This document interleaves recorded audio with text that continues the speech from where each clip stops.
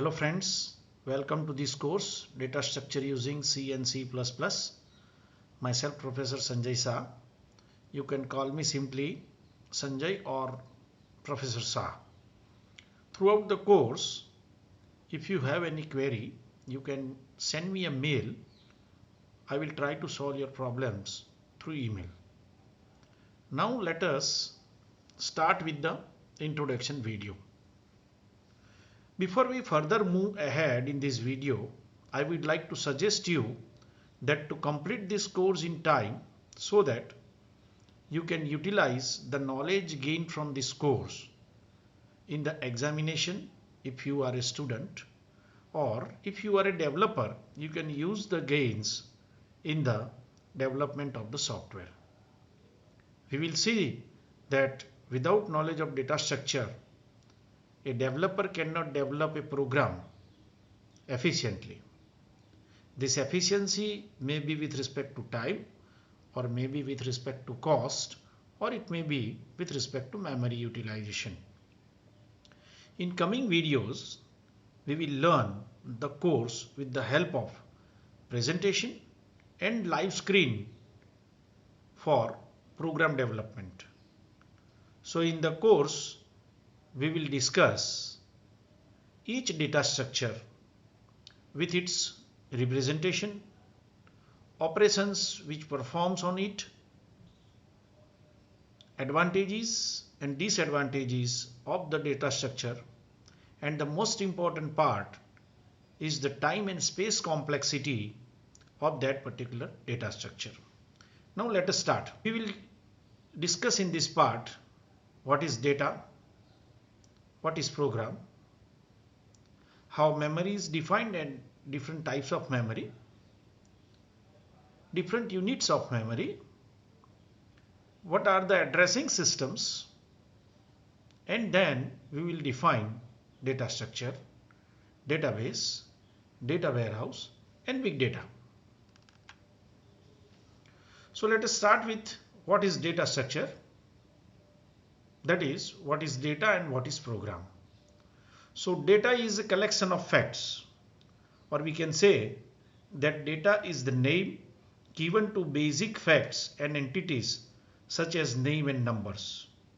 Some of the examples of data are, say, weights, prices, costs, number of items sold, employee names, product names, addresses, tax codes, registration marks, etc. Images, sounds, multimedia, and animated data are also examples of data. Let us see program. Set of ordered instructions which performs operations on data to get the desired result is called a program.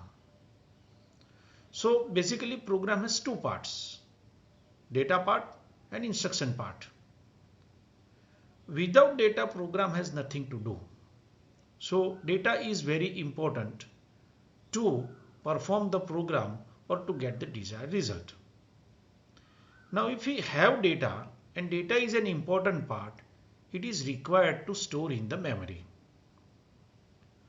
So to store the data, we need some space, and this space is nothing but memory.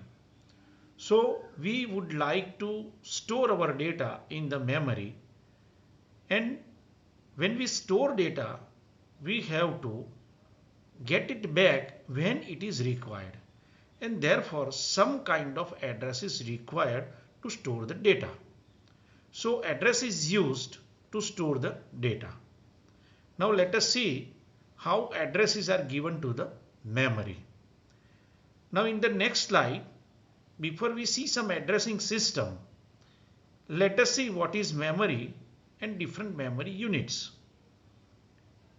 We come across with the several units, like for measuring the weight, we know the units gram, kilogram, and so on. Similarly, for measuring the length, we use the units like centimeter, meter, kilometer, and so on. Similarly, to indicate the memory, some kind of units are required. So these units are bit, byte, kilobyte, megabyte, gigabyte, and so on. That the smallest unit of memory which can store one binary digit, either 0 or 1, is called a bit. Like other measures, all higher units are in terms of the smaller units. For example, say 100 centimeter is equal to 1 meter, or we can say 1000 meter is equal to 1 kilometer.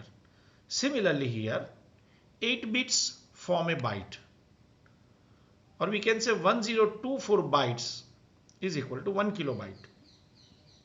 Similarly, 1 megabyte is equal to 1024 kilobyte, 1 gigabyte is equal to 1024 megabyte, and so on. Now let us see what is memory. When we try to purchase a mobile, we will see its specifications. Normally, people will say it is 2 GB, 24 GB, it is 2 GB, 32 GB, it is 4 GB, 64 GB. So this 4 GB is RAM, and RAM is called the main memory. And 64 GB, where we can store data, is called the secondary memory. Similarly, in a computer, we have main memory and secondary memory. Main memory we mean RAM, and secondary memory we mean hard disk, on which we can store the data permanently. Now let us see how addresses are given in the main memory and secondary memory. Remember, this is very important part to understand the data structure. So first of all, let us see how addresses are given to the secondary memory, or we can say to the data stored in the secondary memory. The space on the secondary memory is divided into tracks. We can say that tracks are nothing but concentric circles. Here in the figure, we have shown it with a purple color. These tracks are further divided into sectors. And in the figure, I have shown these sectors with the white lines. So ultimately, this space is divided into tracks and sectors. The intersecting part of a track and a sector is called a block. So one block may be of 256 kilobytes, or it may be of 512 kilobytes, depending on the size of the disk. In short, the intersecting part of a track and a sector is a block, and address is given to a block. So one address means one block. This address contains the track number and sector number. So address is given to a block with the help of track number and sector number. That means one address means one block which will be of size either 256 kilobytes or 512 kilobytes, depending on the size of the storage device. On the other hand, main memory is not divided like tracks and sectors. In the main memory, each and every byte is given in number, that is called address of that particular byte. So in main memory, address is given to a byte, and all the bytes are assumed in a sequence. So the numbers, or we can say the address given to the byte, is in a sequence, or we can say in a serial number. Now, the most important part, we are going to define the data structure. In the main memory, that means in the RAM, the space is basically divided in three parts: code section, heap section, and stack section. In the code section, your application code will reside, and the memory for the data will be allocated from the stack section. For example, if you try to create a document in Word, So this word file will be known as application and it will be stored in the store section, code section. And the data, that is the document you are going to create, will be stored in a stack section. The main section will use the stack section to perform operations on the data. So the management of data in the main memory during the execution of a program is called data structure. Again, the organization of data in the main memory, which can be utilized by the program, reside in the code section during the execution of a program is called data structure. So when the program will open, the application code will be there in the code section and data will be there in the stack section. When you close the file, this data will send back to the secondary storage device and the code again will send back to the secondary storage device. Here in computer, a secondary storage device means hard disk. On the hard disk we can store the data permanently. For example, the data which is commercial, we normally store in the form of a table on the hard disk.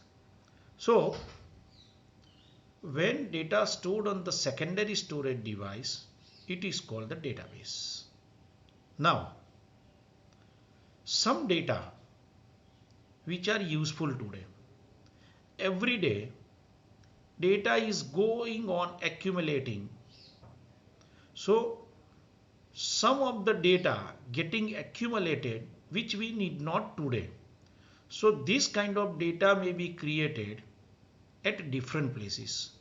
For example, in a company, there are several departments. In each department, the data will be created every day. And as the time passes, there will be huge data which are not useful today, but may be useful in future. So this kind of data we have to store again in the secondary storage device, but it will be huge in size and therefore it will not be a single disk, but it will be a collection of several disks. So data come from different departments, maybe in different format also, on a secondary storage device is called data warehouse. Again, the data stored in data warehouse may not be useful today, but may be useful in future, and therefore we need to keep it. This will be huge in size because in every department such kind of data is required to be stored. So on a big disk, or we can say set of disk, this data is stored is called a data warehouse. Such huge data also maintained on internet. So data maintained on internet is called big data. Let us see types of data structures. Basically, there are two types of data structures: physical data structure and logical data structure. Physical data structure means the arrangement of the data. We can say how physically we are storing the data in the main memory during the execution of the program. And logical data structure we mean how we are utilizing, in which discipline we are utilizing this stored data is called the logical data structure. Array and linked list are the examples of physical data structure. Stack, queue, tree and graph are the logical data structure. Now let us see how this physical data structure and logical data structures are different. For example, we have stored 10 elements in a sequence, say in an array, and they are numbered from say 1 to 10. 1 means we have entered first element, 2 means we have entered second element, and so on. So these elements are stored one by one in a sequence from 1 to 10. Now, if we access these elements in the same order as they are entered, for example 1 to 10, that means the element inserted first will be utilized first. The element inserted second will be utilized second. Thus, as and when the element is inserted in a sequence, we follow the same sequence to utilize it. We can say that first in, first served. So we can say that these elements are utilized in the FIFO discipline, and therefore that data structure is known as queue.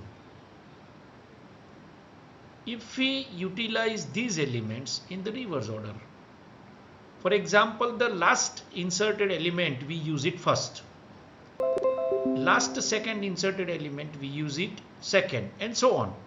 So thus last inserted element is served first. We can say that we have accessed the elements in LIFO discipline, which is called stack. In short, these logical data structures means how the physically stored data is accessed. So this is all about physical and logical data structure. Now let us see that the name of our course is data structure using C and C++. I am going to justify that why we have selected C and C++ as a language to study the data structure. Languages such as C++, Java, C#, Python, JavaScript, and so on, they have built-in data structures. Whereas language C doesn't have built-in data structure. So with the use of C, we can learn the data structure by creating them in C language. Because C doesn't have built-in data structure, means we can create data structure in C language. We have also discussed up to some extent C++, because we also want to know that how built-in data structures can be utilized. We know that why we study data structure, we have already discussed that to create the efficient program, to create the efficient software, we need the study of data structure. So programmer decides which data structure is to be used and when, by considering its time and space complexity, its advantages and disadvantages, its operations which can perform on different data structures, and so on. So it's all for today. Thank you very much.